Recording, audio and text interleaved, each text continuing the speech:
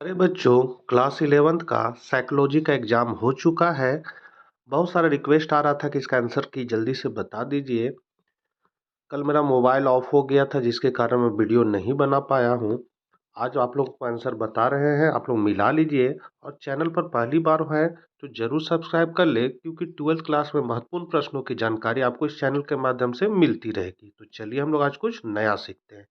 आपका पहला क्वेश्चन है, मनोविज्ञान की प्रथम प्रयोगशाला किसने स्थापित किया था? तो इसका सही आंसर जो हो जाएगा वो हो जाएगा वुंट। तो पहला का डी हो जाएगा।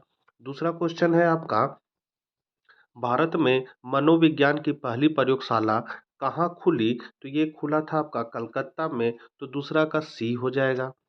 तीसरा आपका क्वेश्चन है, निम्नलिखित में कौन मनोविज्ञान की विषय वस्तु है? तो मनोविज्ञान की विषय वस्तु चेतना अनुभूति, अचेतन अनुभूति और व्यवहार तीनों है, इसलिए डी हो जाएगा इनमें से सभी।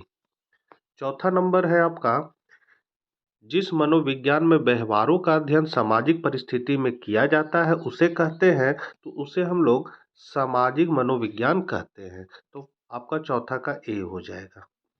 पांचवा नंबर है, मनोविज्ञान की कौन पहली विधि है? तो पहली विधि है आपका अंतर्निरीक्षण विधि। पांचवा का सी हो जाएगा अंतर्निरीक्षण विधि।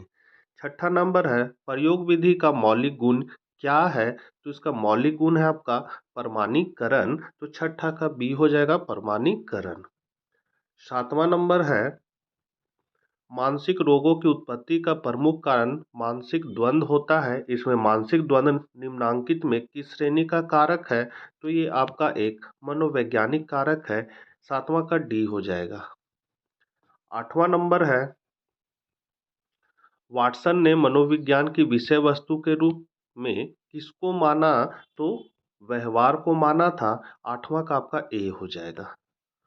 नौवां नंबर है, निरीक्षण विधि के जन्मदाता कौन है? तो इसके जन्मदाता आपका वाटसन है। नौवां का ए हो जाएगा।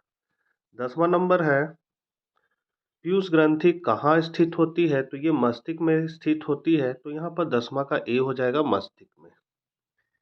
11 नंबर है, निम्नलिखित में किसे ग्राहक नहीं कहा जा सकता है? तो ग्राहक जो है वो आपका आंख, कान और नाक तीनों ग्राहक कहलाते हैं, मांसपेशी नहीं कहलाता है। तो यहाँ नहीं कहा जाता है, पूछ रहा है आपका ए करेक्ट हो जाएगा। 11 का ए हो जाएगा। 12 है आपका, रक्त को साफ करने में कौन सा अंग कार्य करता है? तो इसमें आपका फेफड़ा काम करता है। तो 12 का सी हो जाएगा। 13 नंबर है, वंशानुक्रम का सिद्धांत या नियम है। तो ये आपका नियम समानता का नियम और भिन्नता का नियम दोनों है, इसलिए 13 का सी हो जाएगा, ए और बी दोनों। 14 नंबर है, कितने दिनों के बच्चा को शिशु कहते हैं? तो 28 दिनों या 1 महीना के बच्चा को हम लोग शिशु कहते हैं, इसलिए आपका डी करेक्ट हो जाएगा। 15 नंबर है, गर्भकालीन अवस्था में शिशु के विकास को प्रभावित करता है। तो माँ का पौष्टिक आहार ही प्रभावित करता है, मतलब माँ जो खाएगी वही उसको बच्चा को भी मिलेगा। 16 नंबर है, किस ग्रंथि की स्राव से बच्चों में हड्डियों और दांतों का विकास होता है? तो ये होता है पीयूष ग्रंथि। तो 16 का आपका यहाँ बी हो जाएगा पीयूष ग्रंथि। 17 नंबर है, बालकों को पूर्वजों से प्राप्त गुण कहा जाता है। तो हम लोग कहते हैं इसको अनुवांशिकता कहते हैं, इसलिए आपका ए हो जाएगा अनुवांशिकता। 17 का ए। 18 नंबर है, निम्नलिखित में से कौन सा मानव कान का भाग नहीं है? तो मानव कान कान का भाग नहीं है, तो रेटिना जो है वो आंख का भाग है। तो ये आपका मानव कान का भाग नहीं है। 18 का डी हो जाएगा रेटिना। 19 नंबर है, मानव आंख में दोनों आंखों के बीच की दूरी कितनी होती है? तो 2.5 इंच की होती है। आप अपने आंख का दूरी देख सकते हैं ऐनक में। बी आपका करेक्ट है। 20 नंबर है, ध्यान क्या है? तो ध्यान आपका है सी ऑप्शन करेक्ट हो जाएगा। आप 20 का सी आपका करेक्ट है। 21 नंबर है, निम्नलिखित में कौन सा ध्यान का बाय निर्धारक है? तो बाय निर्धारक है आपका उद्दीपन का आकार। तो यहाँ सी हो जाएगा आपका। 22 नंबर है, रस्सी को साफ समझना एक उदाहरण है। तो एक तरह का ये क्या होता है, भ्रम हो जाता है, तो इसलिए डी आपका करेक्ट है। 23 नंबर है, प्रत्यक्षीकरण की कितनी सन्निहित प्रक्रियाएं हैं? तो 5 प्रक्रियाएं हैं, तो आपका 23 का डी हो जाएगा 5। 24 है, सीखने के अनुकूलन सिद्धांत के प्रतिपादक कौन है? तो इसका है थार्नडाइक है। आपका यहाँ आपका करेक्ट हो जाएगा 24 का बी। 25 नंबर है, दीर्घकालीन स्मरण उसे कहते हैं जिसमें सामग्री घंटों दिनों वर्षों का एक जीवन काल के लिए संचित रहती है। यह कथन किसका है? तो इसका कथन बार्टलेट का है। आपका करेक्ट आंसर बी हो जाएगा, 25 का बी। 26 नंबर है, कोल्हर ने सूझ के सिद्धांत में जिस वनमानुष का प्रयोग किया था उसका नाम था, तो उसका नाम था सुल्तान। यहाँ 26 का आपका ए हो जाएगा, सुल्तान। 27 नंबर है, शब्दों की सूची आदि सीखने को निम्नांकित में किस श्रेणी में रखा जाता है? तो ये आपका रखा जाता है शाब्दिक सीखना। 27 का ए हो जाएगा, शाब्दिक सीखना। 28 नंबर है, यदि किसी विषय या कौशल का सीखना किसी दूसरे विषय का कौशल को सीखने में अनुकूल ना तो अनुकूल या ना तो प्रतिकूल प्रभाव पड़े, उसे कहते हैं, तो उसको हम लोग कहते हैं धनात्मक स्थानांतरण सीखना।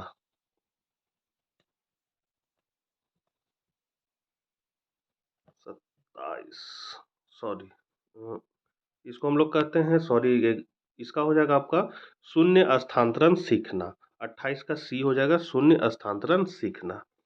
29 नंबर है, स्मृति वह मानसिक प्रक्रिया है जिसके द्वारा हम अपने गत अनुभवों को संग्रहित कर उसे वर्तमान चेतना में लाते, उसे कहते हैं, तो उसको हम लोग कहते हैं स्मरण। 29 का आपका ए हो जाएगा। 30 नंबर है, विस्मरण एक निष्क्रिय मानसिक प्रक्रिया, यह कथन किसका है? तो ये कथन आपका बार्टलेट का है। तो यहाँ आपका 30 का आपका ए हो जाएगा। 31 नंबर है, फ्राइड के अनुसार हम किस तरह के विषय का अनुभव को जल्द भूलते हैं? तो हम लोग भूलते हैं किसको? असंगठित विषय को, मतलब जिसके साथ जुड़ाव नहीं रहता है उसको हम लोग जल्दी भूल जाते हैं। यहाँ पर 31 का बी हो जाएगा। 32 नंबर है, स्मरण एवं पुनरुत्पादक मानसिक प्रक्रिया है, यह कथन किसका है? तो इसका हेबिंगहास का है। यहाँ आपका 32 का सी हो जाएगा। 33 नंबर है, निम्नांकित में चिंतन का आधारभूत तत्व कौन है? तो कल्पना आपका आधारभूत तत्व है। 33 का डी हो जाएगा। 34 नंबर है आपका, निम्नांकित में से समस्या समाधान का स्मरण कौन नहीं है? तो ये आपका है समस्या का स्वरूप, ये नहीं है। 35 नंबर है आपका, एक छोटा बच्चा में कितने घंटे निद्रा की अवधि पाई जाती है? तो 18 से 22 घंटे पाई जाती है। तो यहाँ पर आपका ए हो जाएगा। 36 नंबर है, संवेग में श्वसन प्रक्रिया में परिवर्तन को मापने वाला यंत्र कहलाता है। तो इसको हम लोग एस्फो स्फग्मोमीटर कहते हैं, मतलब यहाँ आपका बी हो जाएगा। 37 नंबर है, एक समान व्यक्ति में आकांक्षा का स्तर उसके उपलब्धि स्तर से क्या होता है? तो हमेशा ऊपर होता है। इसका करेक्ट आंसर बी हो जाएगा। 38 नंबर है, प्रेरणा का तात्पर्य ऐसी प्रक्रिया से है जो लक्ष्य हो। तो यहाँ पर 38 का जो है वो आपका करेक्ट आंसर हो जाएगा ए, रॉबिन्स। 39 नंबर है आपका, निम्नांकित में कौन सकारात्मक संवेग है? तो ये आपका सकारात्मक संवेग जो है वो है प्रेम, बाकी सब नकारात्मक है। और लास्ट क्वेश्चन है आपका, व्यक्ति को भूख लगने पर रक्त में चीनी की मात्रा घट जाती है। तो यहाँ पर आपका 40 का 40 मैंने आंसर बता दिया है। कमेंट बॉक्स में बताइएगा आप लोगों ने कितना स्कोर किया।